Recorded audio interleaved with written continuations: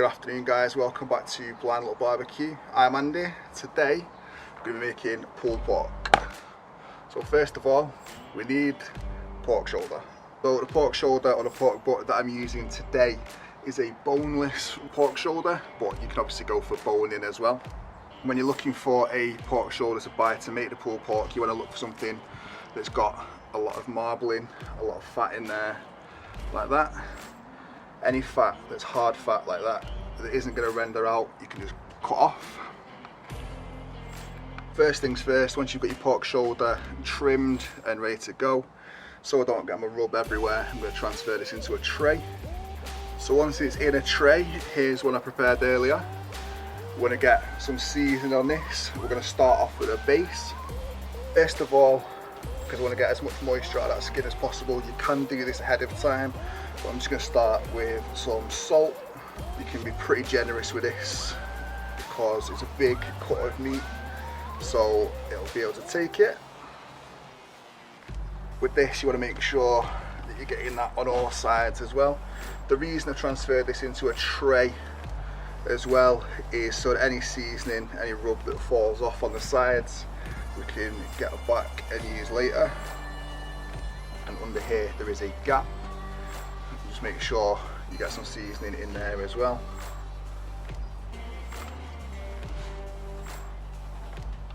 Alright, so now that we've got that seasoned on all sides, I'm going to flip it back. Alright, so the next step that I'm going to do for this one is we're going to want to get some binder on this so that the seasoning sticks down. I'm going to be using for that this time is some American mustard. We're going to get a good layer of this on there. You don't need to go too heavy, it's only a binder. And then we're just going to rub that in. Just a messy bit as usual. Again, we're just going to get this flipped over and do the other side. Same again, don't have to go too heavy, just make sure you get a good covering. I'm going to rub that in, making sure you get all the sides. With this one, same again, we're going to get that bit inside there. Looks like I need a little bit more on there. Don't worry if your binder goes everywhere, that's why I put it in a tray. So then once again, I'm just going to get this flipped back over. The binder still stayed on there. For this one, obviously I've used American mustard, but you can use whatever you want. Worcestershire sauce will work well, anything really. So we just need to get some rub on this now. The rub that I'm going to use is Jack's Meat Shack meat dust. So just going to get some of this sprinkled on. You can go as heavy as you like because this is what's going to develop the bark on this. Now I'll get that patted in. Any bits of rub that have fallen off like that, don't worry, we'll catch them when we flip it over. Next we're going to get this flipped, get some rub on the other side. Same again, you can go as light or as heavy as you want. I like a good bit of rub on mine. Same again, we're just going to get that patted in there. Don't forget, if you're using a boneless joint like I am, to get inside there, make sure there's rub everywhere. So once we've got that fully rubbed, we're just going to let that chill out, let the rub do its thing while we get the barbie lit. So the barbecue that I'm going to be using today is a Weber kettle, but this will work on an offset, it'll work on a Kamado, basically anything with a lid.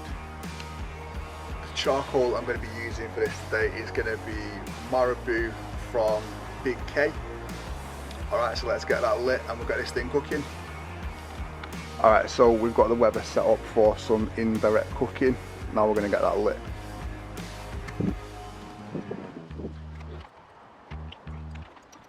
So now that we've got that lit, we're going to want to get the lid on in a second and start bringing it up to temperature with the vents fully open.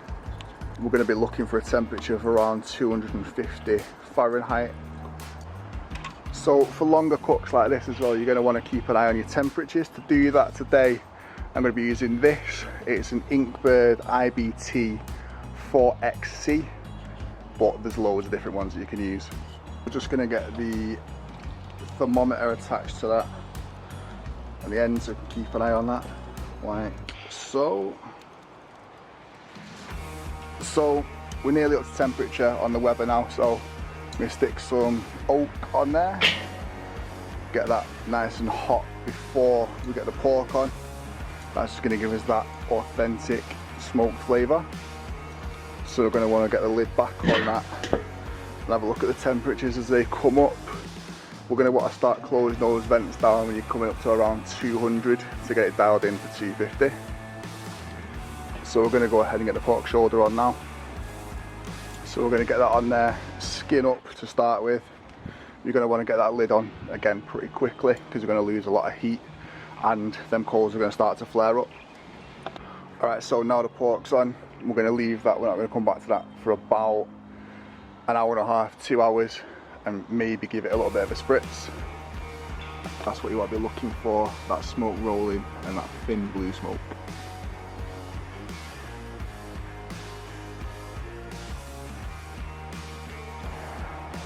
Alright, so it's been a couple of hours, probably about 2.5, 3 hours.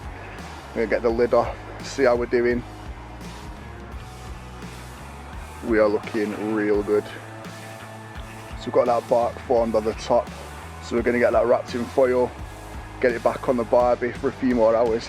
Alright guys, so we are out of the barbecue, probably around halfway done. So what we're going to do to really get this tender is we're going to wrap it in some foil, get that back on the barbecue and cook it out the rest of the way. It's going to allow us to get it contained, really ramp the heat up inside, and that's going to render all that fat. And then we're going to pull it at around 205 Fahrenheit. So for this next bit, I'm just going to move that out of the way for a second, get ourselves some foil, get that over to the foil, ready to go. And then we're literally just going to wrap this up like an awesome barbecue present. Just make sure you get that wrapped nice and tight as well. And I've just poked a little hole in that, so we are going to double wrap it. And what we're going to do to double wrap it, just going to move that out of the way a second. Just be careful with it though, because it's hot. We're going to wrap it the other way up, just to make sure none of that awesome moisture escapes. Next up, we're going to get it back on that heat, back in there, and basically wait until it's ready. Alright guys, so the pork's been resting for about an hour, and we pulled it off the heat, off the barbie at about 205 Fahrenheit. It's time to find out how we've done. First of all, we need to get it unwrapped. Get these out of here. Just be careful when you're unwrapping it because it's still real hot even though it's been resting.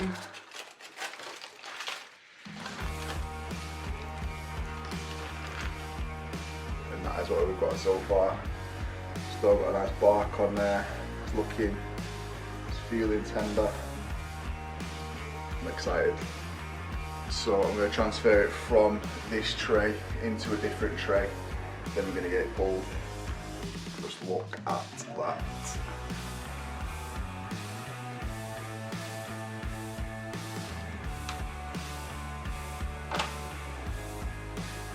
So I've got 2 forks ready, just in case, but I'm hoping if we just give that a bit of a squeeze, and it should be able to pull it anyway.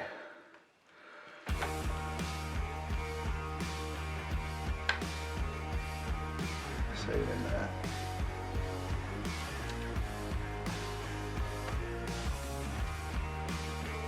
Just watch out in the middle there because it is still real hot.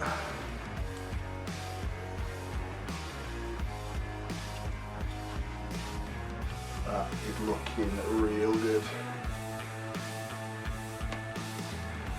A little bit of bark from the outside there.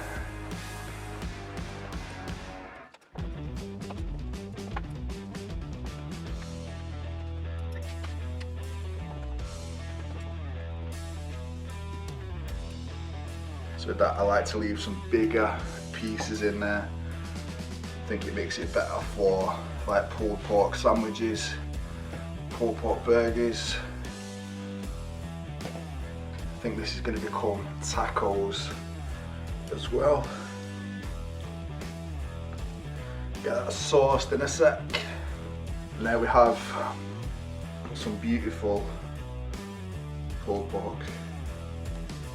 Alright guys, so the final thing I'm going to do with this pulled pork today is we're going to get it sauced. So I'm going to be using the Red's Kansas City barbecue sauce. Any other sauce you want, you can make your own, whichever's going to work best for yourself. But that's what I'm using today. So far it's smoky, it's a little bit spicy, it's not too sweet. I tend to go pretty light with the sauce. Don't want it to be too wet, but we'll get that mixed in. So that's it guys, that's how I made this pulled pork. Details I'll maybe in the description below as always. It's smoky, it's juicy, it's a little bit spicy. If you did enjoy the video, please leave a like, comment, subscribe. Don't forget to hit that notification bell in the corner to stay up to date with all the new videos. That's it, I'm out.